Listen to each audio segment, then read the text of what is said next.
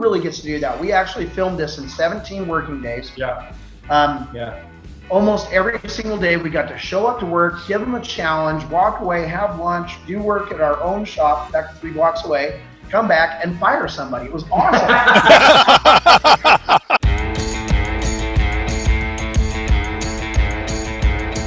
Hey everybody, welcome to an all-new Talking About Cars podcast. Yes, we're back where everybody has a car story. I'm Randy Cardoon. Of course, you know Hot Rod Bob. That's right, Hot Rod Bob Beck. We have a really big show today, and I don't have to tell you that. Just look right there, and you will see the two guys on the show. They look a little familiar, I would say. They do, yeah. There they are from Bitchin Rides. Dave Kindig and Kevin Schiele. Kev Dog himself is joining us. Thanks, guys, for being with us. It's our pleasure. Yeah, Absolutely. no doubt. Good to be here. Absolutely. Have you gotten out of boot camp yet? Not yet. Still cleaning up, huh? Yeah. Right. It's Carnage obvious. everywhere. See, I'm seeing you guys, and it's obvious the barbershops are open in Utah. No, 100%. I've cut my own hair for like 20 plus years, guys. Have you really cut your own hair? Yep. He uses a Flowbee. It's not that hard to do. Steve Magnante. No, look, I told you, don't give all my secrets away, Cal. Steve Magnante used his cat shears, the shears that he used on his cat, to cut his own hair during this whole thing. Wow. Dave, what's your best instrument for cutting hair? Actually, I just got a set of clippers, put a number 3 on there, and shave up until I get close to the long stuff, and then flip it back. I mean, it's really not that hard to get to look like this. You shut up. And Kev, you're wearing a hat, so what's your excuse? Who does your hair? I don't have any excuse. My hair sucks. But I do get it cut. I'll tell you a secret, and he wasn't going to let it out of the bag, but he just dates hot women that happen to be hairdressers. Makes sense. That'll work. They actually come right to the shop and just take care of us. I see. And I'd imagine they're car girls. Okay, of course. so for a good time, bring your clippers. Yeah, that's right. Yeah, so give them a quick tour, get a haircut. Or as Kevin says, for any time, bring your clippers. Oh, wow. This has been a crazy time for everybody. I want to start off, and we're going to talk a lot about your new show, the whole boot camp scenario, and, of course, what's going on with Bitchin Rides. But I got to know, it's affecting everybody around the country and the world. What's the pandemic been like in Utah? How has it affected you guys and the business? Well, it's actually, to be honest with you, I'm okay with the pandemic. We've been busy. We never shut down. We gave anybody that needed the time off, if they had somebody that was close to them that, was compromised or anything compromised, like that. Right? Mm-hmm. One of our guys, Eric, that's still with us. Eric had survived cancer last year and happened to have a kid. And actually one of our other guys at the same time, Greg Ebert, had a kid at the same time. And we didn't want to put Eric in any kind of a bind or any kind of a chance of getting sick. So we gave him, for his family and for himself, because he was compromised. So he was off for a couple months and was just fine. Obviously he was able to take advantage of the unemployment and stuff. Greg, his daughter was born with RSV. So again, didn't want to put him in any kind of a risk. So he just worked from home doing SolidWorks design, did about the same amount of work he always does. And we've never really missed a beat. So we really haven't stopped. We've been incredibly blessed here. We were able to kind of work the whole time. Everybody, it's kind of hard to teach sturdy mechanics how to wash their hands, but we gave it our whole, and nobody got sick. So we've been super blessed during this whole thing for sure. Yeah. And I'm going to take the blame for it because last year we were, myself, you were almost every bit of it. 38 weekends out of the year, I was at car show appearances or we were at car shows together. And I mean, the business wise, it was awesome. But I remember catching myself getting a little bit soft in the head and just a little bit too overrun. And I was like, man, what would be nice is just to have a little bit of time off to enjoy some of this, enjoy the cars, enjoy the family and my pool. And it's my fault because we got the whole year off. Yeah. So we've been crazy in the shop. I mean, and like I said, it's just been nice to kind of be home and focus on the shop a little bit. Honestly, it's kind of, we've taken a minute and just kind of being able to be here. I mean, I haven't been able to enjoy a summer in a couple of years, and I'm not complaining, but it's been nice to take a deep breath and just kind of be in the shop with the guys. Kevin, I got to ask you, there were some pictures on your Instagram page that was curious to me. One was the thing you went on where you had all these trucks linked to each other driving down the highway. Yeah, the Gambler. The Gambler. Tell me a little about that. So the Gambler is amazing. It was actually the first year I went. We have some buddies up in Sweet Home, Oregon that own Radiator Supply House or Icebot Customs. We use a couple of their radiators in the shop, and they invited me to come up for the Gambler. I really didn't know anything too much about it. They just said they have some trucks up there. It's kind of on the cheap. Two of those trucks I think were in the junkyard 2 weeks prior to when we actually left for the Gambler. So and you kind of go along these trails. You pick up garbage on the way, and then you end up in Gambler Town, and there's kind of a big party, and there's a hoopty cross, and you're actually driving these beat up trucks or beat up cars, whatever you have. And it was just a blast. We just fixed the stuff as it broke, and we broke brake lines. We made fan shrouds out of garbage cans and cardboard and tape. And you had a guy riding on the roof. We had a guy riding on the roof of one. Watching the carburetor. We had a fuel problem, and I needed to tell me if this filter was filling up with fuel in real time. I mean, we had a blast. It was amazing. Were the trucks actually linked, or were you on a trailer? What was that? Okay, so they broke down, so they had to be linked. Yeah, so on the way back, that's called towing.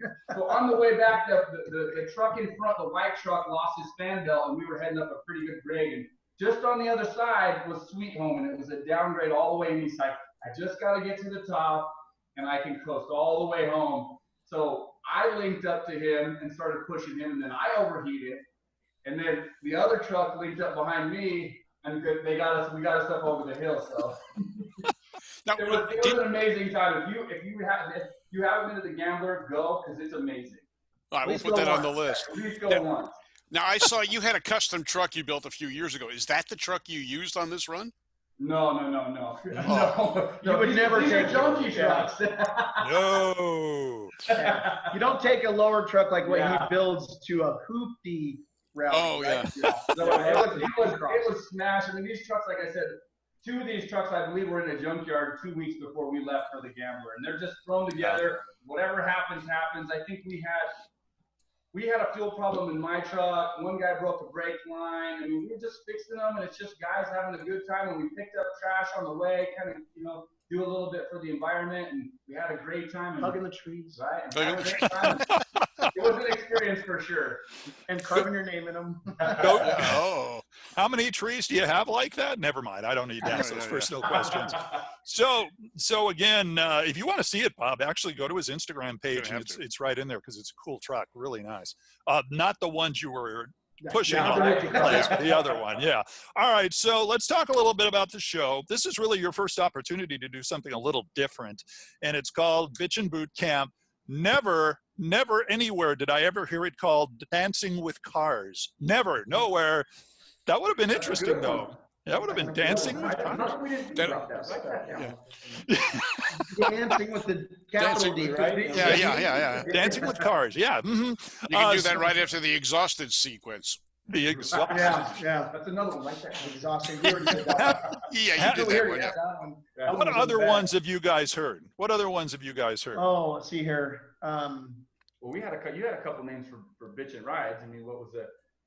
It was Keeping Up with the Kardashians. The Kardashians. Yeah. That's good. Yeah. With C. The Yeah. Hot Rod Whisperer, but that was Yeah. kind of dumb. Yeah. Yeah. So we just stayed with Bitchin Rides. Yeah. That's how we got the name. Yeah. Yeah. Okay. I mean, you could get Jennifer Love Hewitt to show up at the workout or the workshop. That would be great. I'd be That would be interested. just fine with me. Yeah. Sure. All right, so tell us a I little wouldn't bit kick her off about. the show for putting a crappy weld together. Can you set that up for us, or can you set that up? Oh, sure. Yeah. Well, you guys, are you guys going to have a second season? Do you have another Bitchin opening? Boot Camp. There's been mention of it, but nothing's been confirmed yet. So, but what I can tell you is, well, no, I can't tell you that. Okay. Oh, come on. We'll let Kevin tell us. Yeah, Kevin. Kevin, go ahead. Dave, Kevin. Dave, put your fingers in your ear. Hey, Bitchin Boot Camp might be on TV. Ah. Ooh. You did not hear that from me Okay. specifically. No. Oh, that's right. It's America's sweetheart here. And I'm Yes. under contract, so. That's right. Didn't It's hear- only been on the Motor Trend app. Motor I Trend, forgot yeah. about Correct. that. Yep. Yeah. We're which pretty is excited about that. which is pretty cool. And again, the Motor Trend app, our season 7 of Bitchin Rides is going to be starting on October 21st. You didn't hear that from me either because they haven't officially put it out there. Of course. You But guys are getting all the firsts. but anytime you have the Motor Trend app, you can get on there and watch the episodes a week before they come out on television, which is kind of cool. So there's an advantage there. You can know everything about that car build before all your neighbors. I think Wheeler Dealers is doing the same thing. I think they've got a few Pretty much episodes across out the right now. board, yeah. Yeah, that's kind of how they operate that. So what was your, looking back now that it's over, what do you think about your first chance to put a show like that together? It's different than what your build show was. What were your feelings about it afterwards? You know, I had my reservations about it because I've always been I didn't want anything that looked like made up drama or any kind of, that type of TV show, like Keeping Up with the Kardashians or any of those other, reality shows. But Bitchin Rides, we have a good time. We do exactly what it is that we want to do. They're here to capture it. And so my concerns with Bitchin Boot Camp is that we were going to do something completely different. Actually, it was a lot of fun. In fact, all the way up through to the first day of showing up, when Kevin and I showed up to film the first day, meet all 12 contestants and the crew. I was a little bit nervous that we were going to take our name of our build shop and our build show and maybe taint it because we were doing a reality type deal. The competition, if you watch the entire 8 episodes, it's actually quite fun. And right after the first day of filming, both Kevin and I were like high-fiving going, okay, it's not a this actually was good and it's not going to be stupid. It's going to be fun. I mean, who really gets to do that? We actually filmed this in 17 working days. Yeah. Almost every single day we got to show up to work, give them a challenge, walk away, have lunch, do work at our own shop back 3 blocks away, come back and fire somebody. It was awesome.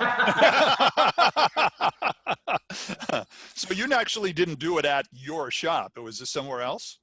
So I own another building about 3 blocks from here that we just store our cars that are coming in and our 18-wheeler and stuff. And actually it's split in half. So we actually set that place up and it worked out great because it didn't interfere at all with my normal running business. Yeah. And we were able to actually work every single day between filming, because we'd give them time to just do their project and we'd go back and check in with them and stuff. So it was really cool. And really at the end of the day, there was one huge benefit, and that was that we got to hire somebody that won the competition. Yeah. So again, we got another, very awesome, talented individual that's now working in the main shop with us. So I was just going to ask that because I wasn't going to say the name because I don't want to spoil it for anybody that's watching. Right, but my question was, and sometimes it doesn't always work this way, where you hire somebody and lo and behold, months later, for some mysterious reason, they're no longer with you, but still working. Still working with you. The person is. Oh, I see what I'll you did post there. I'll edit that out. I'll edit that out. I'll edit that out. That don't matter. It's still all right. working with you.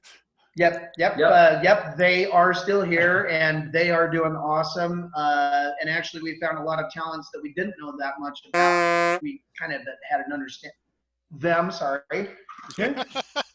Well, we can't have nice things. You're gonna edit out. This is gonna be like a 5-minute interview by the time we're done. Yeah, I'm gonna be bleeping this thing all over the place. Right? Yeah, so it's actually worked out really good.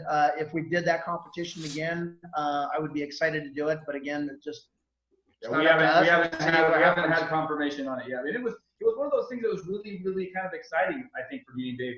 The first day of competition, they made this cylinder and they made this thing. We sat there and watched a little bit, and I think after they finished, we're like, well, we want to do it. So we went out into the makeshift shop, and me and Dave kind of tag team that made it, and we're like, see, it wasn't that hard. Like, people are thinking this is all hard. And more importantly, you'll never know unless you're watching your interview here. We did it in the time they ate lunch. Uh-oh. Really? Same tools. So just saying, Well, I thought it was really interesting, though, that the way you had it set up and the way you did things, and there was conflicts, minor, nothing spectacular, but it was interesting to see the interaction with them. And I thought you guys had the most pressure on you because you had to make the decisions. We actually did. It was really funny that the way that they all, all those guys or all the competitors, they banded together, and we're like, hey, this is a competition show. There's only going to be one winner, and they didn't seem to care. They were all friends. They all wanted to help each other, and we're just like, pretty soon we're like, I'm sorry, we're gonna have to cut you guys off. You're not gonna want to hang out with each other because somebody's gonna win and everybody else is gonna lose. And I'm sorry, but that's just the way it is. So no, it was really cool. Their camaraderie and their ability to kind of help each other along in a lot of cases is really kind of the formula for the success of Kindig Design. If we have somebody that's on our team at the shop here that can't quite lick the gravy off of all angles of their plate, we're there to help them lick the last of the gravy. That analogy does not work. Did you guys not have lunch today or something? Tell them it takes a team. It really does take a team. So, and that's been the mentality. It doesn't matter what department might have failed. We always make sure that every department from all aspects of the shop, because we do every aspect of building a car here, that everybody is there to help them succeed. If one person fails and the car doesn't make it, we've all failed. Totally. So we all succeed or we all fail. And that's always been my policy, and it'll always be that way. And that's why it's going to work for as long as we care to keep it going. Yeah. I've got a question because, you've been in business for, over 20 years now. Mm-hmm. How did you get started, Dave? I mean, you just started in a garage yourself, building a single car at a time. What did you do? Well, I didn't even have a garage at the time. So I basically was self-taught. I mean, coming from just a very young age, I was really into cars, Legos, Hot Wheels, plastic models later on. Started working with my hands, and I grew up with no dad around and no uncle in the driveway building a car. It was just something I was very passionate about. And, one thing kind of led to another. I turned 16 and got a Toyota Celica GT Coupe, 1977. And I played with that car a lot and stuff, but I had a good friend of mine, Joel, that was in the same high school as me. He wanted my Toyota, and he happened to have a 59 Volkswagen Beetle. And so I traded him because I was really into Beetles, but geez, I never had the budget for that. And I had that car, and I played with it, and I blew the motor up in it, and I traded him back. And then shortly thereafter, I found out why he wanted to trade back, because he had another Volkswagen motor, and he had blown my motor up pretty much. So I ended up with a 61 Volkswagen, and again, just kept looking at Hobby W's, VW Trends magazines, getting inspired. But the only way I could afford to do anything, I wanted the lowest, coolest car. I wanted chop tops. I wanted all sorts of stuff. But the only way I could do that is to watch somebody else do it and then figure it out and do it for myself. And so I was basically just self-taught. I just surrounded myself with guys in the Volkswagen Club that knew how to weld or, do electrical or body and paint and that kind of stuff. And I just picked it up. Evan, go ahead. You merged it into an industry. You have a huge facility. I've been lucky enough to go there a couple of times to see it. It's impressive. You've built up a heck of a business. Did you start buying and selling the cars that you were building? No, that was never really my focus. At the very beginning, I actually got used to the industry, not just being in cars and in the car clubs and stuff. And actually where I met Kevin too is, just the local car shows. But I was working for Jeff Holm at High Performance Coatings, HPC, here in Salt Lake. And I worked there for 8.5 years. The last 2, maybe 3 years that I was there, 3 years. Kevin and I had got to know each other at the car shows. I'd be in the back corner where they'd always at the hot rod, night cruise, cruise nights and stuff. They'd put the Volkswagen guys in the back, and they put the mini truckers right next to them, which is Volkswagen and mini trucking. And so, we got to know each other. We worked really well together at High Performance Coatings. And after 8.5 years, I figured out it was actually, for the amount of money I was making per week, I could stay home for one day and design somebody's car. And I was like, well, and I had plenty of work to do that way. And I also had made a lot of contacts selling wheels, graphics, airbags, that type of stuff. Kevin was really good at suspension. So he changed his schedule at High Performance Coatings after I had left there after 8.5 years, cashed in my 401k and started my business out of my garage. He changed the schedule to go in at 11 o'clock in the late morning. And we were working on a truck. We were bagging an 88 Chevy long bed, Chevy truck. And the guy was coming to pick it up. So he was running a little bit late, but we had to finish it up that day. He finished it. His truck was under the knife. So I gave him a ride to work. I dropped him off, got back on the freeway. He immediately called me and said that Jeff had fired him. And so I got back off the freeway, came back around, picked him up. He goes, man, I can't believe he fired me. I said, that's all right. We got stuff to do. Let's go. The rest is history. So, yeah, and then I outgrew the garage in about 2.5 months. and actually moved into one of the 4,500 square foot suites in the building that we now own. Just kept saving up money, do more jobs, put more towards equipment. Never really had a lot of opportunity to take out loans and that type of stuff, or at least in the beginning, I really didn't. We would just work really hard, buy another piece of equipment, and start expanding our offerings, whether it was metal shaping, body and paint, electronics. Later on, we got into audio systems, suspensions, wheel design. I mean, you keep going after 21 years. Now I got 2 CNC machines, a Stratasys MC450 3D printer. We have SolidWorks. We have the 3D scanner from Faro. It's just, I mean, we play with this stuff all the time. So now we have all of this super over the top, metal shaping equipment from all over the world, and great friends from all over the world. We can build pretty much anything, and we've really expanded our offerings to now be able to do. Watch them or listen. We have our own full line of custom cars that we're putting out. 1953 concept style Corvettes. Oh. We got 4 of those sold. They come on a Roadster Shop chassis with a Lingenfelter engine, and they are carbon fiber bodies by CRC. We've developed and built the bodies and the molds, and they're actually pulling the first vehicles out of the molds right now. But let's just keep that really under the lid for a second. It's pretty cool now to actually get to where we're building somebody's dream car of whatever shape and year, model, and style that they want. But now we also offer our own that's complete turnkey. So the illustration you had on the boot camp show just the other day was actually that concept for the Corvette. That was the first of the concepts. Yep. Okay. Very interesting. Looking around for the I'll show you. 6-wheel Pantera now. Again, that's mine. That's yours, yeah. I'm doing that with the hot tub in the back. Yeah, of course. In the front. That's the other one, yeah. So he had done the 6-wheel Pantera, which will not be appearing on any episodes. What do you mean? I hung that in my office. It's going to stay there. 6-wheel Pantera. Yeah. I can just see that. Kevin, when you started in getting involved in cars and such, you grew. Ooh, look at that. So nice. That is I like very the nice. body changes, the subtle. Isn't that cool? Just very subtle, a little wedge, 21 and 22-inch wheels. Yeah. And this is car number 1. But again, we'll just keep that under our lid. Yeah, we won't tell anybody. Mr. Rick Yeah. Cox. I'll make sure that I forget to edit that out when we're done. Yeah. Okay, that'll work.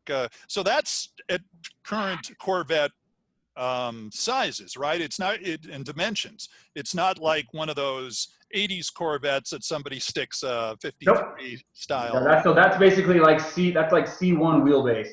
C1 wheelbase, and then we've actually stretched the cabin a little bit, so there's actually room for a modern day human in the car. Right. An average sized guy from 1953 was 5 foot nothing. Yeah, and I don't have any clients. I mean, I could put a 6.5 foot tall guy in that car, and that door edge is all the way up to the top of his shoulder, because we sank the seats 4 inches and 4.5 inches back, but it's stock wheelbase, and it looks pretty much, the proportions are proper in the car because we based it off of an original 53.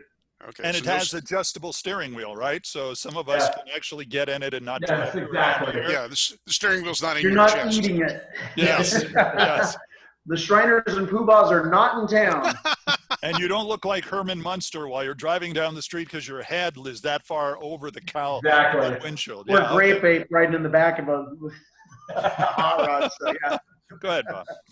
All right, you guys have been together. You're working hard. Kevin, you showed your truck. What kind of project trucks or vehicles do you have in process for yourself? So I'm actually working on, and don't tell either. Okay. I'm actually working on a 2015 Suburban. I know you're like, well, Suburban. He's planning on having 8 kids. So ladies, if you know how to cut hair, come and find them and make. You're in Utah. I lived in Utah for a while. I know what you're talking about. Bob has visited Utah. He knows what you're talking about. So it's got a full custom built frame. It sits like all my trucks, and all my trucks sit just flat on the ground. It has massive wheels. I'm a little bit spoiled. I know how much a hot rod costs to build, and I'm not quite there yet. So I'm still just kind of sticking to my roots of sport trucks and mini truck stuff. So I'm super excited to get it done. How big's your family that you grew up in? Oh, let's see. I just had a sister, my mom and my dad.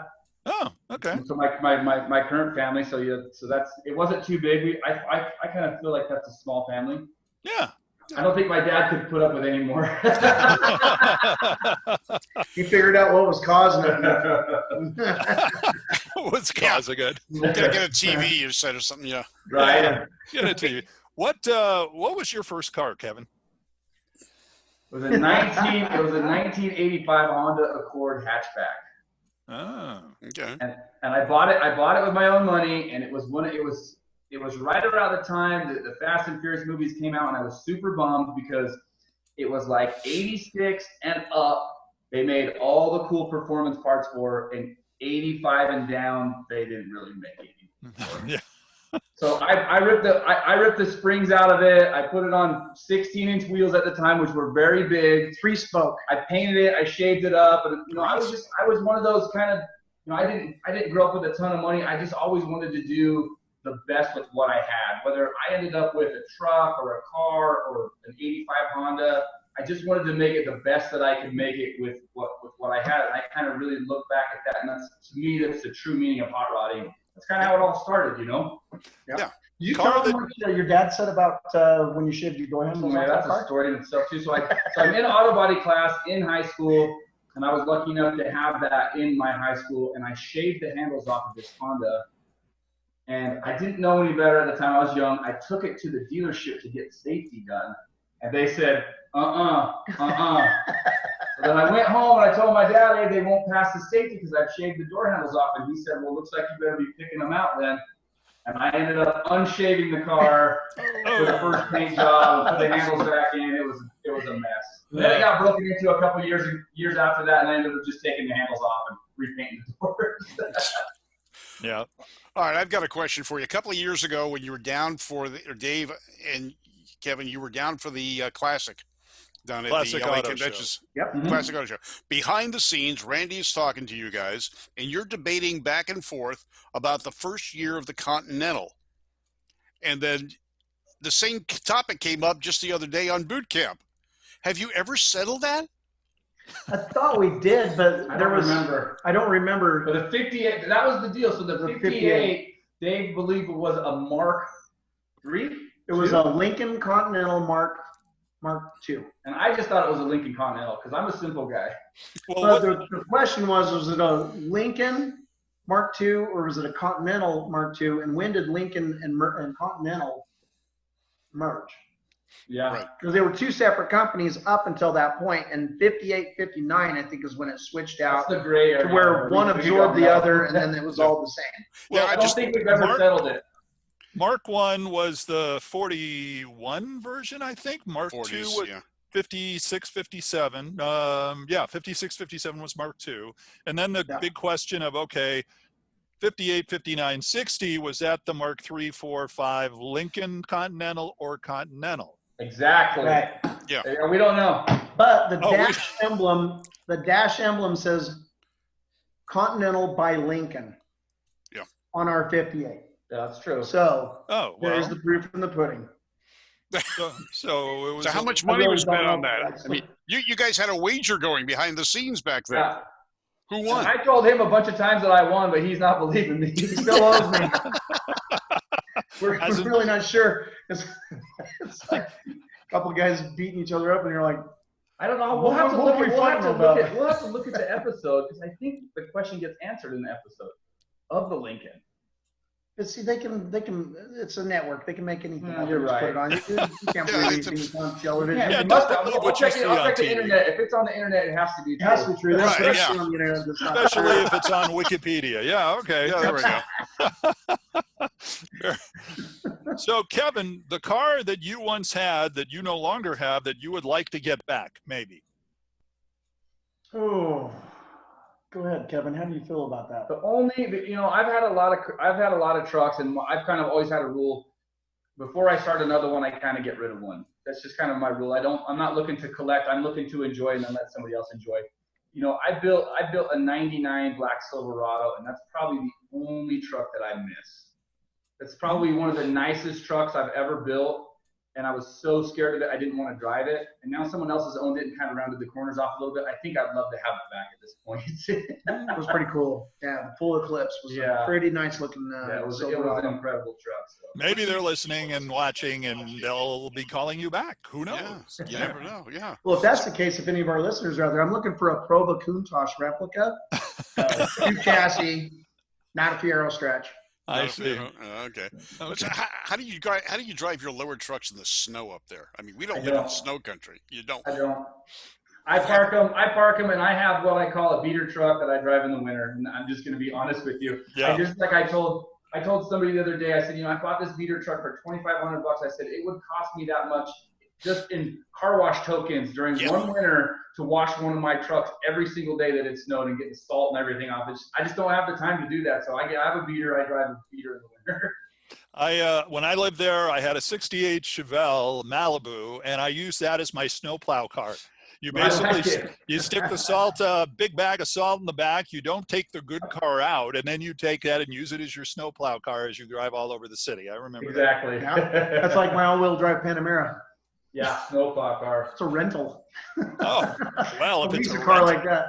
All right, Dave, you got a lot of a ration of stuff over wrapping your Mercedes a few years ago. Did you see the color? Yeah. These guys called it pink. It wasn't pink. It was like a reddish copper color, matte finish. No, not a salmon. And yeah, it was peach. It was peach. No, you know what though? Here's the thing is I truly wanted to repaint the car black. We didn't have the time, and I was like, well, it'd be kind of cool. I'll just take it over to my buddies and have it wrapped. And I actually wanted an anodized cherry red, but I was actually at Pleasanton Good Guys. They had my car all tore apart. The material that they had ordered did not come in. I was hoping to get the car back when I got back. And so I was talking to a good friend of mine, and I do a lot of stuff with Trevor and those guys over at Envision. They do a wonderful job. And he says, Dave, trust me, you're going to love this color. It's not exactly the color you picked. It's a little bit more on the copper side, but it looks really good. And I'm like, okay, yeah, can you still have it done? He's like, oh, yeah, sure. So I get it. And my first look at it, I was like, that is so far from what I wanted, but it's kind of cool. And it grew on me. I liked it. But I have to be honest with you. I'm a shiny kind of car guy. And so fast forward, you probably seen the episode in the next season or 2 seasons later, I repainted the car black just in time to sell it. Looks so much better black. So huge waste. Should have kept the car. That's the one that got away from me because I really did quite love that car. It was nice. But all right, Kev, give me 3 cars that are high above your list because we all have them. The car that we want someday. If somebody gave you a bunch of money and it was like, hey, go buy a car, or maybe you earned it and you want to spend it on something. What were the top 3 cars that are on your list? That's super tough. I can tell you the first one, right? I would have a 1955 Post Chevy built by Kindig design. I might be there too, but I would have it built. I mean, that's one of those cars that's on my wish list. We built one probably. Has it been 10 years now? Yeah. 10 years, and I just fell in love with this car. And I just told myself one day I will have this car. Probably a Ford GT, honestly, at the end of the day. Mm-hmm. I really like the 0506 or the new one? I probably have to have both. Can I get both as one pick? Well, now you've got 3 picks. That's 3. Hold on, let me check with the judges. All right, you're in. Okay. Go ahead. Sweet. I'd have both because I really like the classic styling of the 0506, but I took a ride in a new one out on a track. Woo! Amazing car. Let's see, for my third, that's a tough one. Notice none of them are trucks yet. No. Well, we could ask Dave while you think of the third. Yeah. I'll come up with one more. Okay, this Dave. Will be no problem for Dave. What's your top 3? Actually, I have to tell you, I'd take the Mercedes Gullwing that we built. Okay. Dave loves that car. He's tried to buy it a couple times. But the owner is not having that. Before we sent that car back to Rich in California, when we got it back from Saudi Arabia, and been out there for that auto salon show. I had that car for a full day. Of course, the one day I get to just go out and, I'm concentrating on just spending a couple hours in that car, put a couple 100 miles on it. I almost hit a deer. Ooh. But I had that car through the corners and the canyons, and man, the car just performed wonderfully. The stereo was awesome.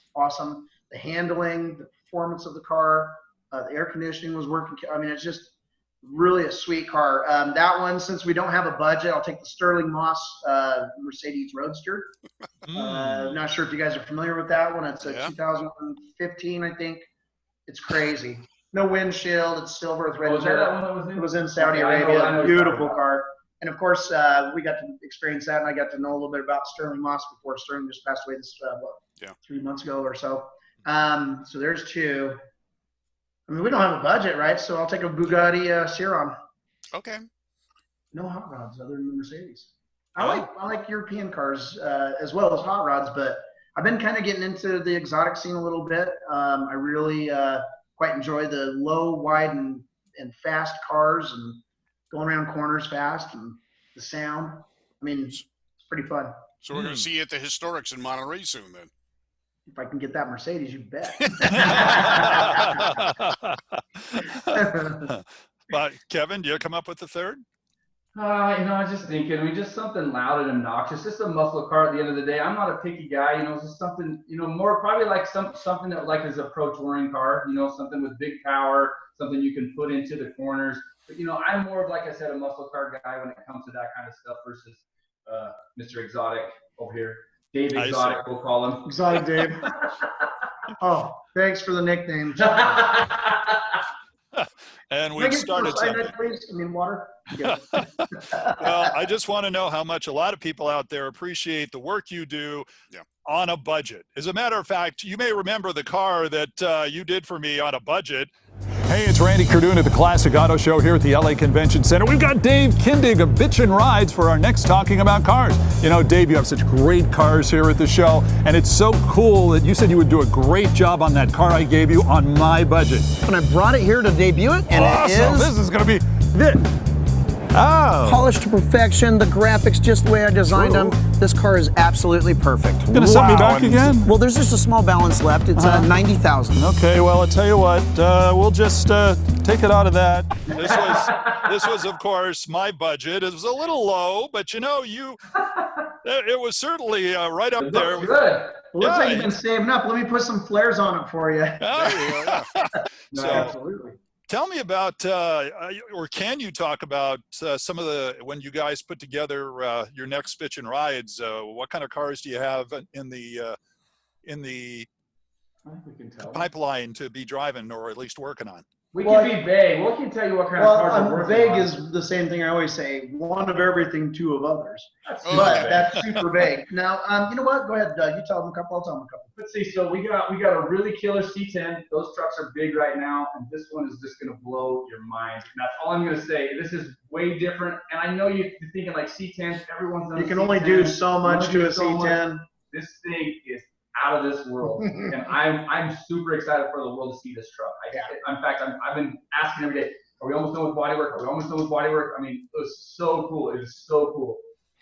Let's see, we have a really, really, really cool Mustang that we put together for the Optima Challenge. It's going to be really, really, really nice and really trick stuff that we've done. Actually, I'll tell you one aspect that's really cool and notable about that car is the engine was on the cover of Hot Rod magazine about 11 or 12 years ago in a shootout build, and John Causey had won that build off, and this is the engine that is located in this Mustang. It's a 5.4 liter stroked up built mod motor from Ford. So super cool. You're going to love that one. I get the next one of my personal favorites. Again, I'm more of a hot rod guy, but I do like the exotic kind of stuff. One of my very favorite early vintage cars is a Pantera.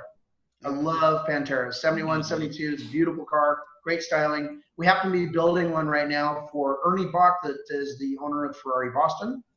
And it's pretty cool. I know, but they can't see what we've done to it exactly. So hold on.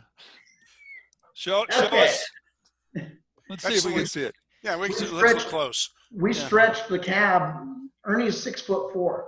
You don't fit in that car at 5'10". Yes, we cut the car in half. And added a lot of additional structure via a Roadster Shop custom built chassis. You don't go any further than that. And I can't tell you any more than that. Jeez. But it's a legitimate retro supercar, which That's is gonna be really cool. just a super cool idea, and a great opportunity to build something that I've really had an eye on, Pantera, since I was a little kid. I think they're just a beautiful car, great mix of Japanese electronics, German or Italian design, and Ford power. Mm-hmm. So you can't beat it. But you can't beat it. It'd take a lot. Was this car a really nice car when you started? Oh. Surprise, surprise! You know, it was really funny that you asked that because you know we took the car apart, and before we sent it to strip, we're like, well, you know, a lot of these are really rusty. A lot of these are kind of lipstick on a pig. And when we got the car back from strip, we were very, very, very pleasantly I don't surprised. think there was 1 ounce of rust on it.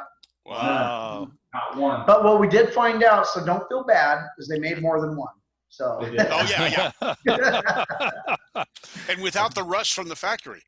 Right. Exactly. I think that cost extra, didn't it, Bob? I don't know. Well, you can watch them rust in your driveway at night. Yeah, absolutely. Right. Wow. Yeah. What else have we got in there? You know, this year's been a little bit different. I mean, we've got a lot of Corvette. Yeah, we've got We got a special Corvette. yeah, we got special Corvettes.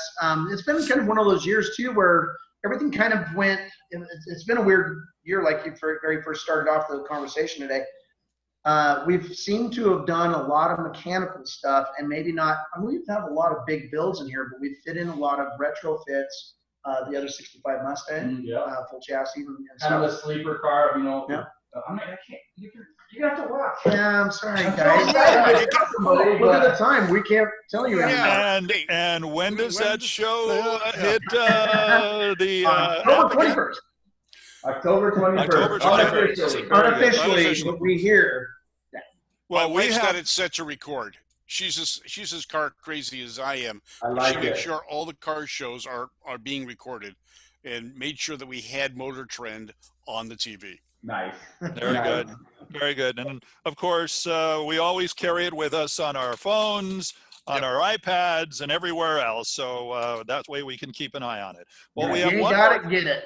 well, we have one more question to ask you, but we're going to wait and save that for our basically our patrons on patreon.com. So we're going to wrap this one up and then, of course, ask the question, and you'll have to sign up to actually hear what the answer is and what the question is. Yeah, so that'll certainly work out. So guys, I appreciate the time. Thank you so much for joining us. Don't forget to listen to our audio podcasts on radio.com and knx1070.com. Our video podcasts, of course, are going to debut 2 weeks after the audio debuts. So we'll be on our new Two Tired Guys Productions channel because we're old and we're a little too tired, man. And subscribe to both. Follow us on social media. Told you about the Patreon thing. Until next time, I'm Randy. That's Hot Rod Bob. That's Kevin. That's Dave. Having fun talking about cars. We'll talk to you next time. Sounds good. See you guys. Stay safe and healthy and bitchin'.